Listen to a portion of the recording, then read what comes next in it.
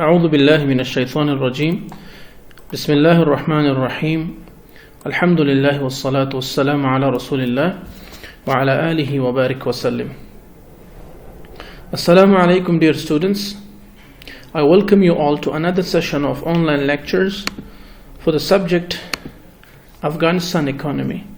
Inshallah, in today's video lecture we're going to discuss lecture number 2, and it's going to be about the history of Afghanistan's economy. In our today's lecture we'll go through the following topics. We'll have introduction to Afghanistan's economy, then we'll have discussion on the recent history, then we'll have discussion on the past history, which is before 1970s, then we'll have a main discussion on the Afghanistan's economy under the Huns Presidency, then we'll have discussion on Afghanistan's economy during the Soviet occupation, then we'll have discussion on the rise of the war economy, then Afghanistan's economy under Taliban regime, then we'll have discussion on the negative or positive impact of the civil war and the Soviet invasion, then we'll have discussion on economic developments since 2012, then at the end there'll be a comparative analysis of economy with Pakistan. So let's start with the first introduction. Afghanistan's economy has been related to its political history, and this is at least for last 5 to 7 decades. So mainly Afghanistan's economy is a political economy. In political economy there is a two-way interaction between economy and politics. So in simple words we can say that a political economy is an economy which has a direct relation with the political system. When political systems are strong, economy is strong. When political system is weak, economy is weak. And we have witnessed this in Afghanistan for last 7 to 8 decades, that there has been a direct connection of Afghanistan's economy with the politics. For instance, during 1979 1959 till 1979, there has been a strong political politics, and we have a strong politics in our country.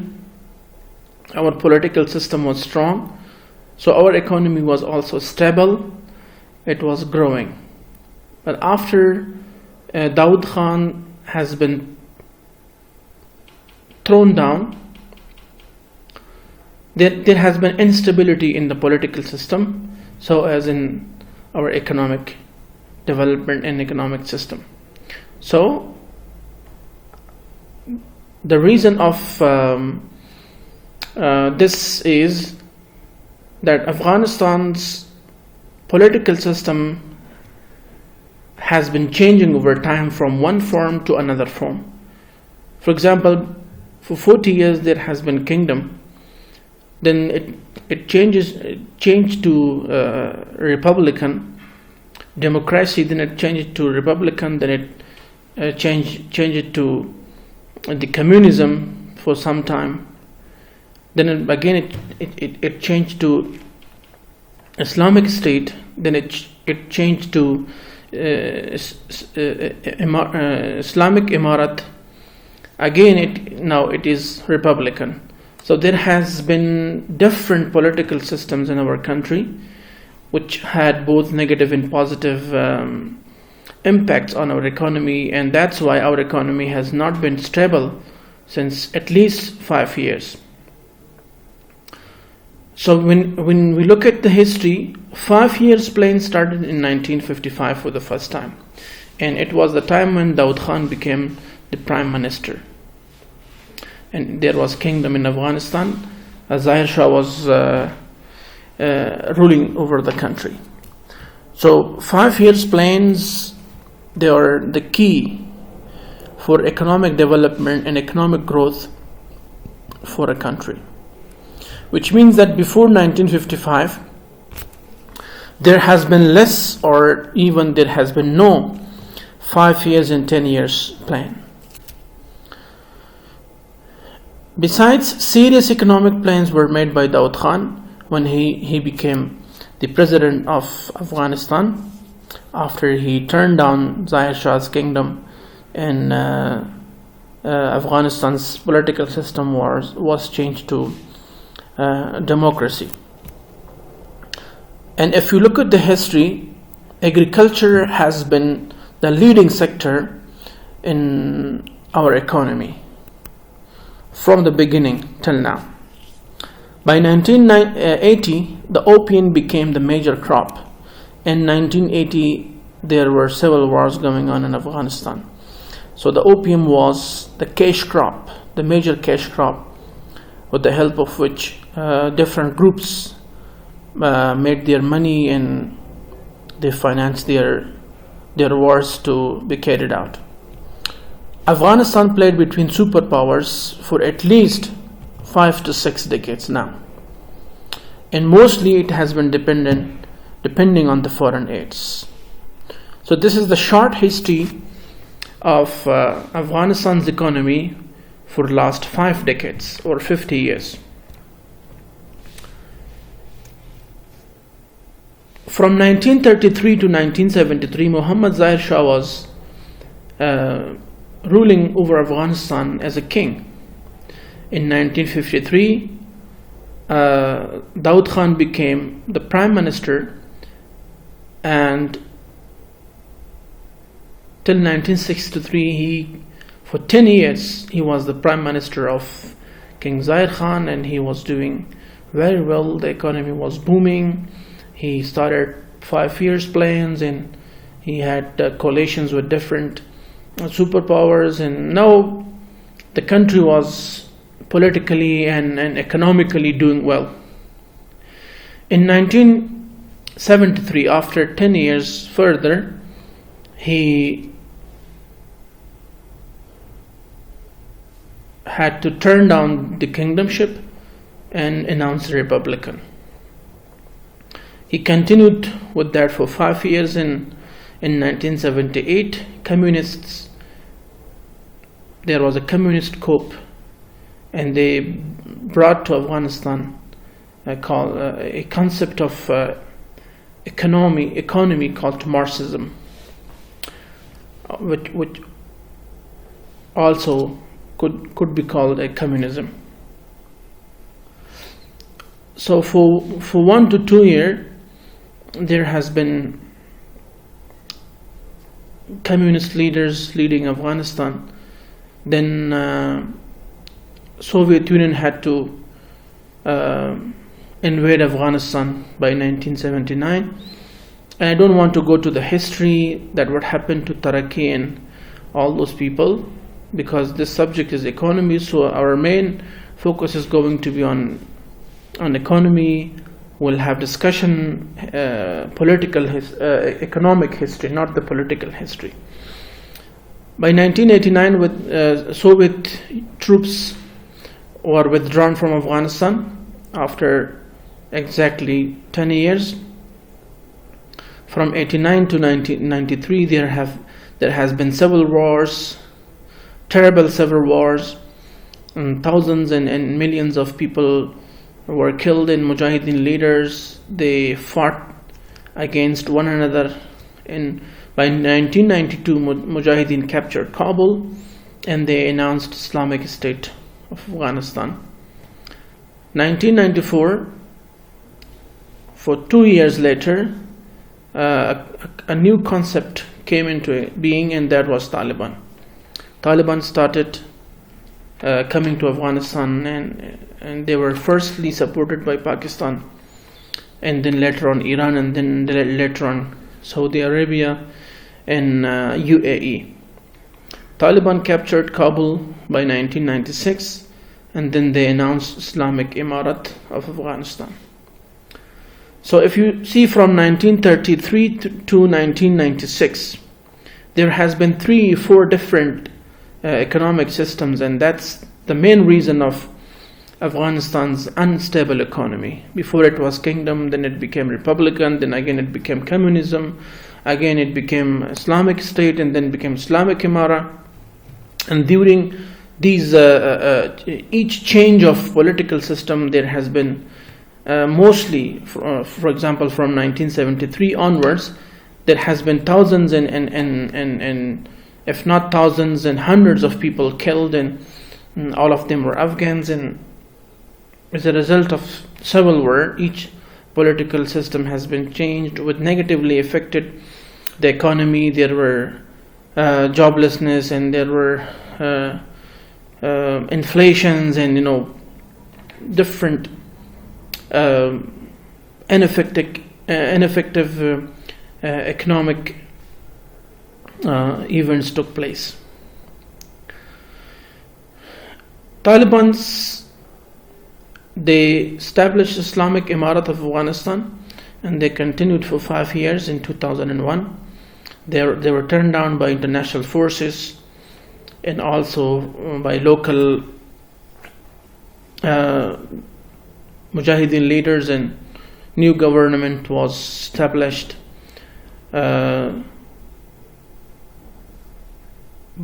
by holding a Loya Jargah in 2002, and then Hamid Karzai was selected as the president. After 2 years, elections took place. Again, Hamid Karzai won the election, and he had to be president for 5 years. Then another election took place. Again, Mr. Hamid Karzai won, and he had to continue till 2013. By 2014, new elections took place, and as a result, Ashraf Ghani was announced as the president. But later on, his defender Abdullah, he was not accepting the results of the elections, which also had a very negative effect on our economy. Businesses stopped and everything stopped. Then, as a result of international interference, a government called National Unity Government was announced, and that led for 5 years. And in 2019, we had new elections.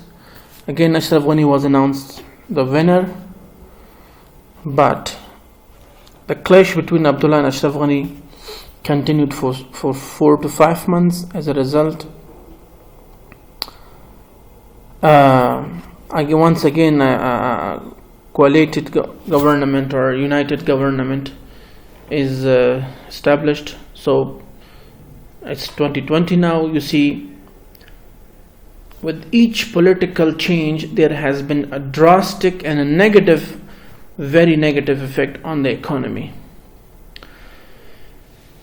In Afghanistan history, after 1973, the era of 2002 to 2009, this is called the golden era. It's because there were a lot of international money coming into Afghanistan, aids, and it was a free money coming into Afghanistan. A lot of businesses came to Afghanistan, different companies came to Afghanistan, international forces came to Afghanistan, and definitely they required logistic support and procurement support and all those things they needed, which led to the job for the Afghans. A lot of jobs were created, and the economy was apparently it was booming. But remember, that was a free money. The money was not wisely spent. It just came in and then went back from Afghanistan. A few people controlled all the money, which is one of the reason the money could not be spent in Afghanistan's development and rehabilitation wisely. Right? Okay, before 1970s, King Amanullah Khan started modernizing and centralizing Afghanistan in 1920s. By 1930, there was a rise of private investment. In 1932, Afghanistan Milli Bank was established as the central bank of Afghanistan, and that continued to be the central bank for at least 5 to 6 years. In 1938, a new bank by the name of the Afghanistan Bank was established, and then that was the central bank of Afghanistan. And Afghan Milli Bank is now a semi-government bank. Most of its shares is held by the government, but there are private investors as well. And now the Afghanistan Bank from 1938 till now is acting as the central bank of Afghanistan, which is controlling the money supply and monetary policies also. Inshallah, our next lecture is also controlled by the Central Bank of Afghanistan. This modernization, which started in 1920s, continued till 1950 for 30 years. In 1950s, there was a Cold War between the king and the Prime Minister Daud Khan, and this development was intervened by this Cold War. Daud Khan became Prime Minister in 1953 and continued to be till 1963. He had strong relations with US and USSR. In 1964, Salang Tunnel was created by the Russian as a route for commerce and trade in order to boom the country's business, to link Afghanistan and all the Russian countries with the Arabian Sea. And in 1967, about 2,000 kilometers paved roads were constructed in Afghanistan, and that is a big achievement till 1967. As I earlier mentioned, after 1973, the countdown of Afghanistan started, and it's all because of no unity within Afghans, and Cold War and Civil War and those ethical and political differences and conflicts of the people. Now, one of the most important topics that we are discussing is economy under Daud Khan's presidency. Afghanistan's economy under Daud Khan's presidency. That's the golden era in entire Afghanistan's economic history. In early 1970s, there were economic declines due to drought. Afghani value decline. There were criticisms of Maoists and socialists about Daud Khan. But in 1973, Daud Khan coup, there was a breadless coup by Daud Khan, and the kingdom was turned into the Republican. And then right after that, Daud Khan started modernizing the economy in the country rapidly, and he's issued state regulations for the businesses and for import and for exports and all that. There were social reforms by Daud Khan focused on expansion of education, and for the first time female were allowed to enter to the higher educations, to the universities, where they could become engineers and doctors and nurses and all that. And universities were also established in the era of Daud Khan, different industries and different banks. For agriculture, there were a few banks established to support the agriculture. For industry side, there were banks developed in order to support the industry and also to support the mechanical university were established, which helped the economy a lot in supplying the human capital, which could play a vital role in the economy of the country. By 1972 to 1976, all the harvests were improved. The agriculture sector was boomed. In 1977, there were control over exports and imports, and Daud Khan tried to lower the exchange rate in order to improve the exports of Afghanistan further. By 1978, exports accounted for 15% of the GDP, and agriculture accounted for the 60% of the GDP, which is one of the golden figures or statistics that we have ever seen in Afghanistan's history. 80% people were depending on the agriculture. That is the statistics of 1978. That was these are the golden statistics that we have in the history of Afghanistan for at least 60 to 70 years. Okay, so that's all about we can say the summary of Afghanistan's economy during Daud Khan's presidency.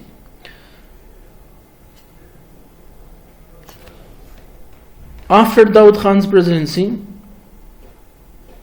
there have been communist-backed rulers on Afghanistan in 1979 to 1989.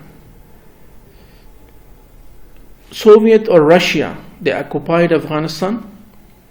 They entered into Afghanistan first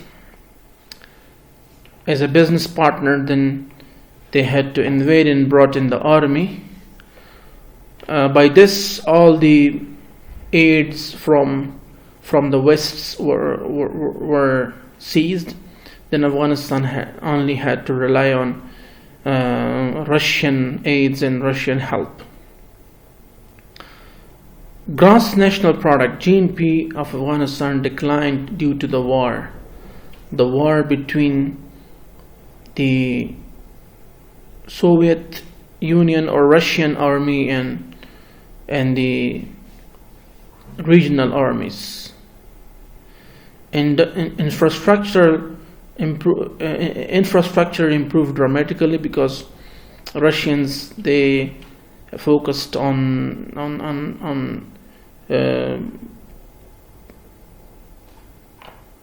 building the infrastructure to Afghanistan. These Bukrayans were built by the Russian for government employees, and all the other basic infrastructures that we see, that we witness now, and are left over from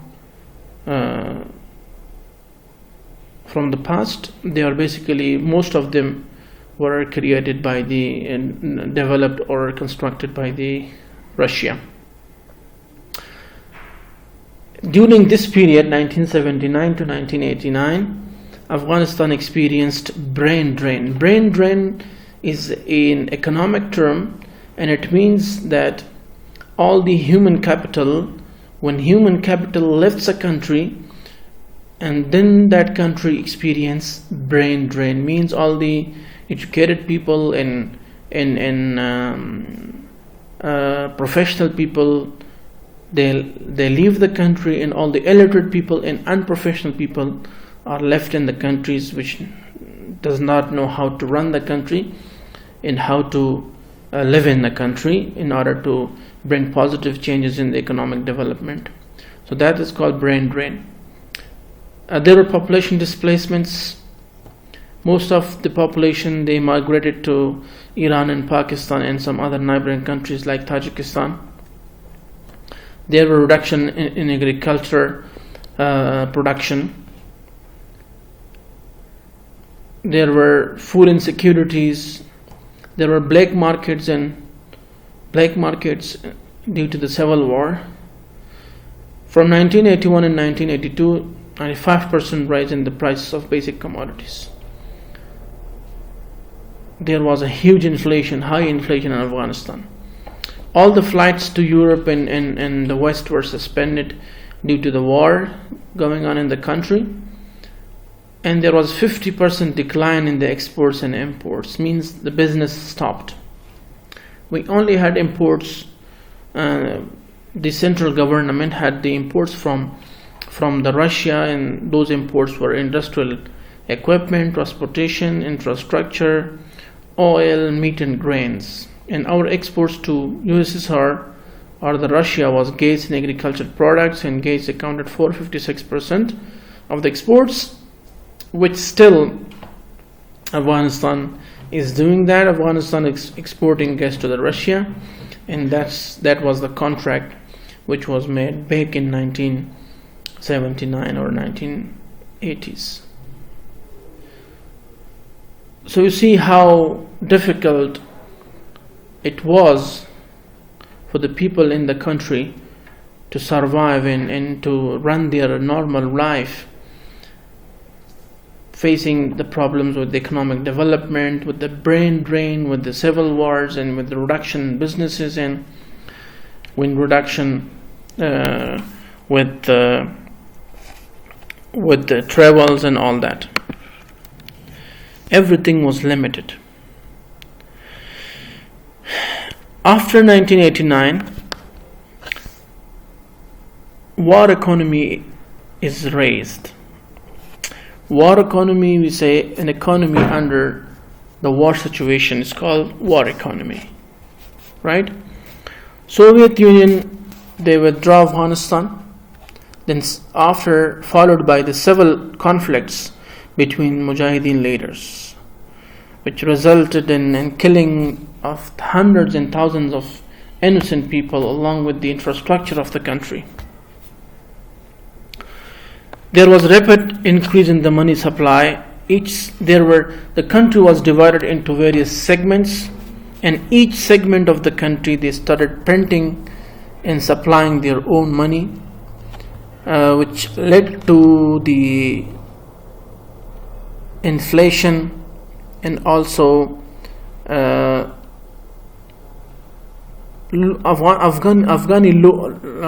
lost its value because there was more supply and there was no demand. So when supply is more and there is no demand, that thing loses its value. So Afghani lost its value to zero. There was depreciation in the country. All the food prices rose very highly by 1990s.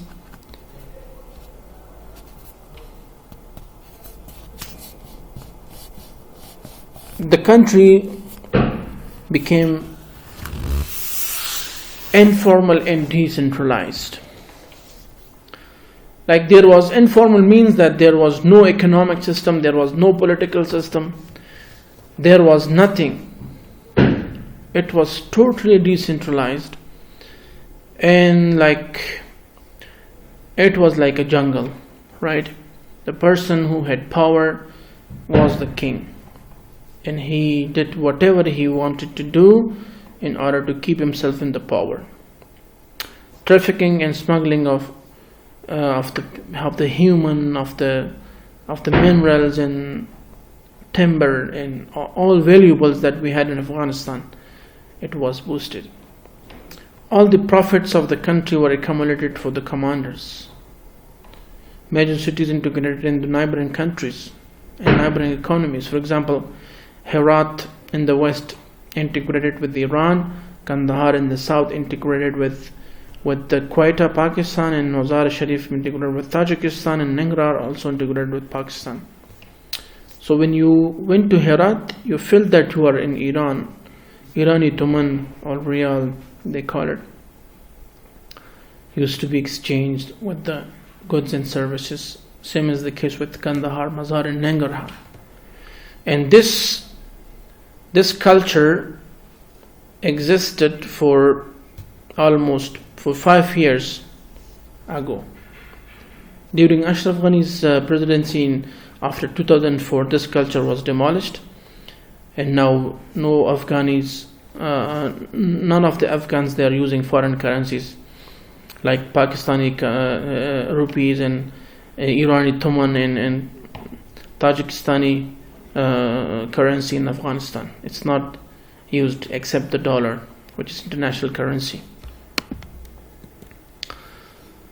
Okay, Taliban's regime from 1996 to 2001, there was Taliban's regime, and they had established Islamic Emara in Afghanistan with no obvious and solid economic plans and economic system.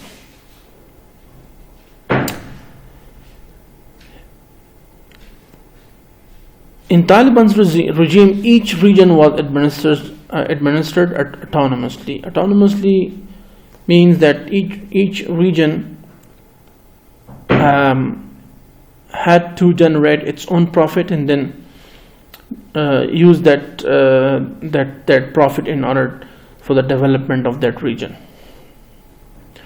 Regional and economic linkage between Central and South Asia and Middle East. In Taliban's regime, Afghanistan was used as a link between Central Asia and Middle East, and by this Taliban were somehow, they managed to generate income, national income from this way, right? Mostly circulation of wars and weapons and drugs took place with the help of this linkage between Central and South Asia. The Taliban generated their revenue mainly from customs. They charged 6% on each item imported.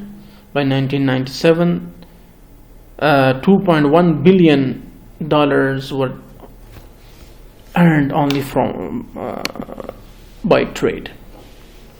Taliban, they finished warlordism, which was developed by the civil wars after the Soviet withdrawal,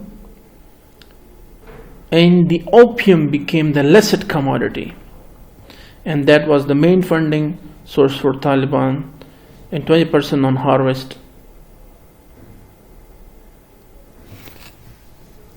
Most of the agriculture sector, people harvested opium. And Taliban could have done more economically, but they were doing war with some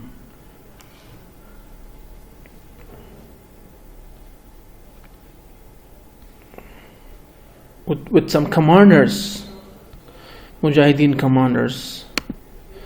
So still in the country the war was going on, and the funding of war is a big expense. So they could not focus on other things in economic development, infrastructural development.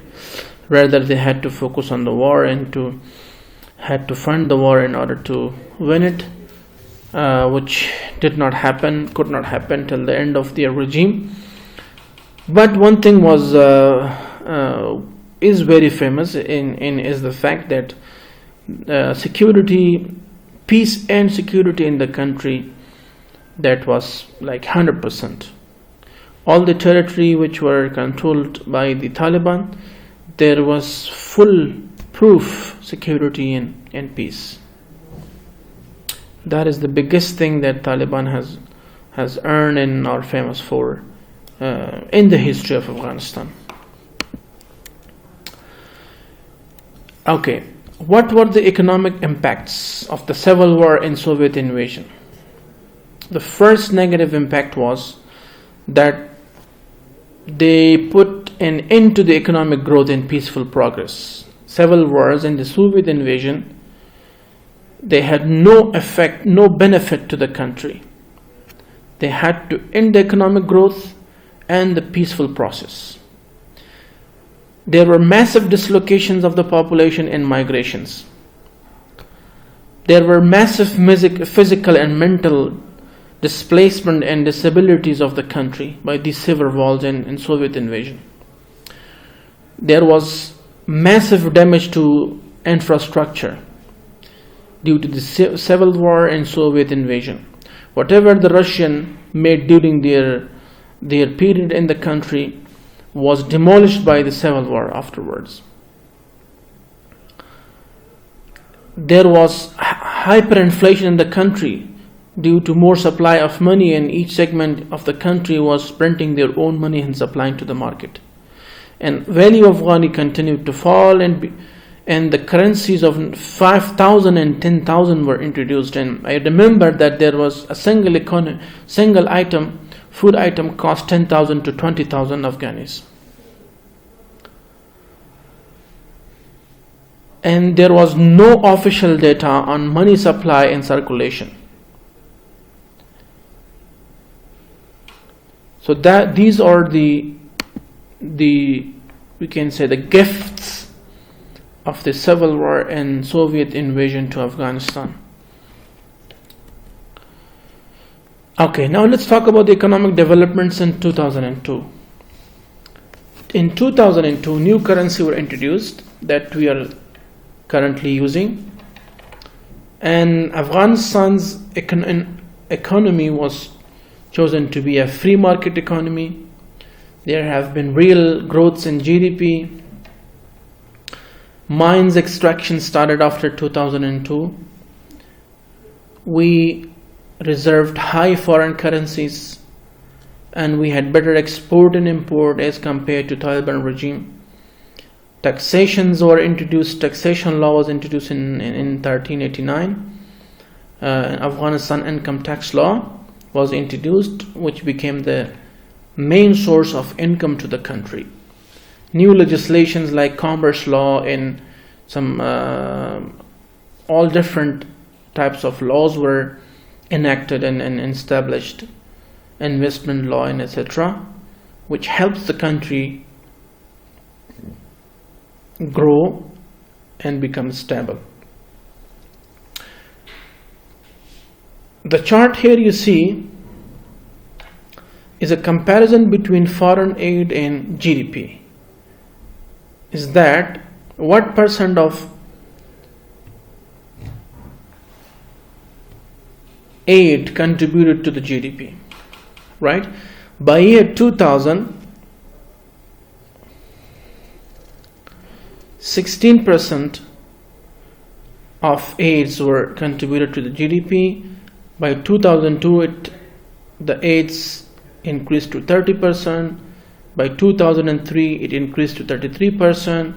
By 2004, it increased to 38%, then 40%. Then again, it came down to 38%, then went up to 39%, then went up to 46% by 2008. It means that 50% of our GDP was from the foreign aids, which is not a good news at all. These aids, increasing the percentage of aids in the GDP, like it's inflating the economy just like a balloon, which at the end of the day, when it erupts, there is no balloon, there is nothing, there are economic collapse.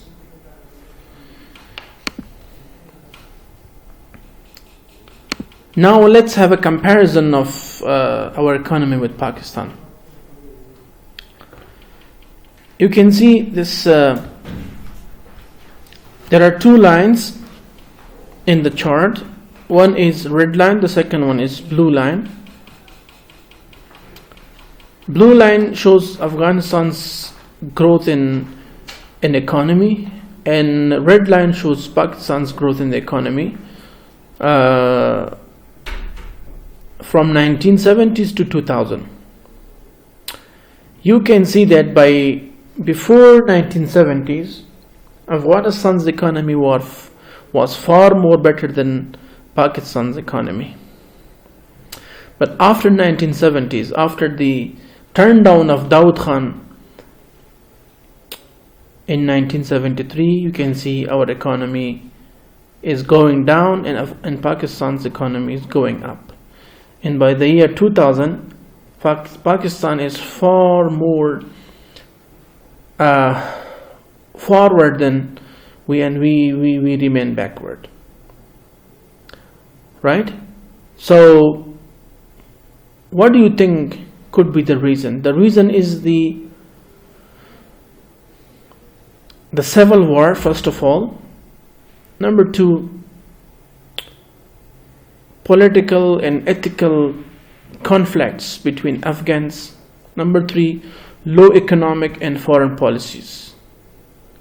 These are the main reasons that has led Afghanistan